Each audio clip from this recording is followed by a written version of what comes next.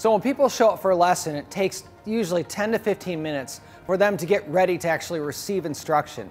So I'm going to ask you this. Please show up 15 minutes prior to your lesson and truly stretch. I would rather have someone stretch for 10 minutes than hit golf balls for 10 minutes. Their body will move better when they go to hit a golf ball. And I would ask you to do the same before you play golf. I'd rather have you stretch than hit golf balls. Maybe stretch for 10 minutes, hit balls for 5. That's a great way to get ready to play golf.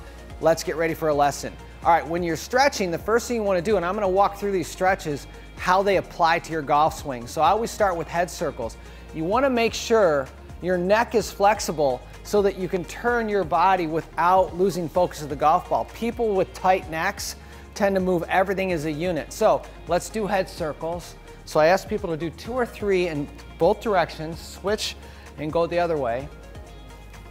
All right, then stretch, look to the right, look to the left, look to the right, look to the left, ear to shoulder, ear to shoulder, ear to shoulder, ear to shoulder, chin to chest, chin to sky, chin to chest, chin to sky. So there we loosen up your neck. Now arm circles. This is great because windmills gets your blood flowing in your upper body. So you always want to get blood in your body before you start to stretch a muscle. Palms down and do forward circles. You know, I typically do about 10 of these and make the circles a little bit bigger as you get going. And after you do about 10 of those, then go palms up and go backward and really feel your chest expand. Feel your shoulder blades kind of pinch together when you're doing these windmills. Now after this, you're going to need a golf club. We're going to do some overhead stretches. Hold the club where the shaft and the grip meets. You don't want to have wide arms. You want to have narrow arms so you can go higher. Then go straight up. As you go up, I want you to inhale. I want you to hold your breath. This is called box breathing. This is a great way to relax and kind of get calmed down after you've having driven here, especially after traffic, right? So you're going to go up and you're going to inhale for 4 seconds, nice and slow.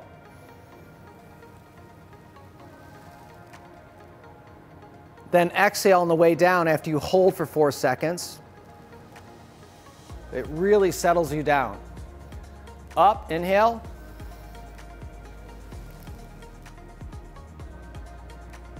Down, exhale.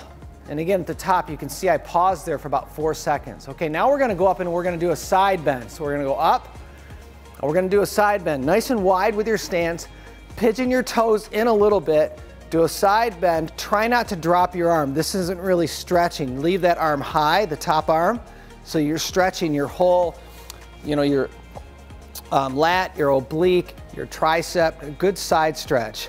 Come back up to the center, go the other way. Back up to the center, do that twice, one more time on each side.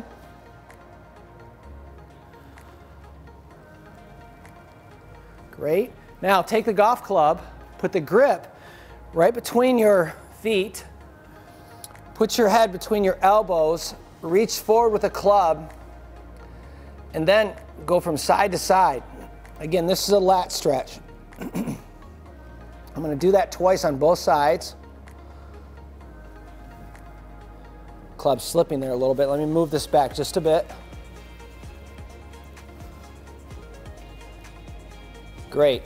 Those are good side stretches. Now we're going to do hip flexors. That's the front of your leg. Hamstrings. That's the back of your leg. These muscles are really important to be able to make a good coil.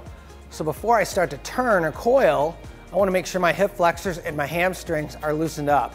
Here's a great way to do this. And I do this a lot while I'm teaching throughout the day. Also do it when you play golf. Take the golf club, use it for balance and support. Take a big wide stance. Here's the key with this stretch. You make sure that you don't have your forward knee in front of your forward foot. So make sure that you don't have weight on your front leg. So you're going to keep your body at right angles to the ground. You're going to sink down into your hip flexor. So I'm really stretching this whole part of my body right here. And again, I try to hold all these stretches for, 3, 4, 5 seconds. Then come up. All you have to do is spin your back foot in a little bit, plant it, lift your front toe, keep your front knee cracked, turn your chest toward your front knee, and then take your sternum down toward your knee, and that's gonna stretch out this hamstring. Then I'll come up and I'll do the same thing on the hip flexor one more time. I'm doing all these stretches twice. Up, plant, angle my back heel in, turn into my front knee. The really cool thing about this stretch is all you got to do is spin 180 degrees and you can do the other side. Again, I emphasize, don't have weight on your front knee. Make sure you don't look like this. You want to be back, right angles to the ground, go down into your hip flexor.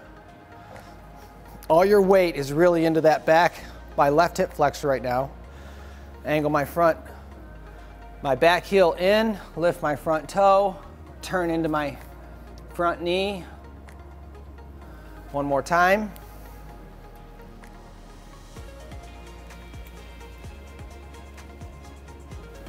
Now that brings us to our last stretch. Our last stretch, we're going to take the golf club, put it across your shoulder line. This is kind of my favorite stretch to do last because it simulates the exact pattern that you want your body to move in during the golf swing while you're stretching it. So your brain is already getting accustomed to how you should move when you swing the golf club, which is part of the reason why you want to do these stretches before you ever swing. All right, so golf club up on your shoulder line, cross your hands.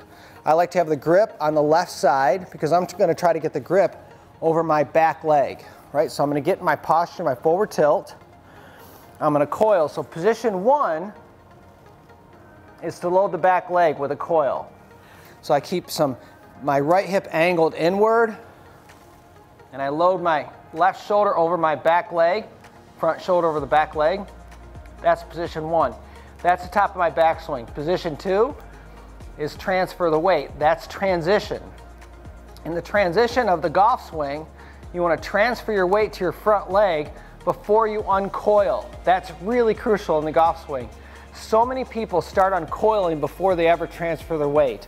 So position 2 is transfer your weight. Position 3 is now you uncoil to the point where your shoulders are square and then try to pull your hip backwards so you're getting a great hip stretch. And you can see in all these stretches, my head is not moving. Position 4 is just release that right shoulder a little bit. So here's what you've done. You've just worked on, you've stretched out, but you've worked on your golf swing because position 1 was the top of your swing. Position 2 was transfer, your transition. Position 3 was impact. Position 4 was post-impact.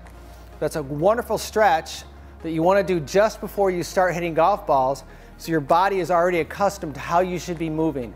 Do that consistently, and I promise you when you start hitting golf balls or get ready to take a lesson, you're going to be much better off than if you just hit golf balls.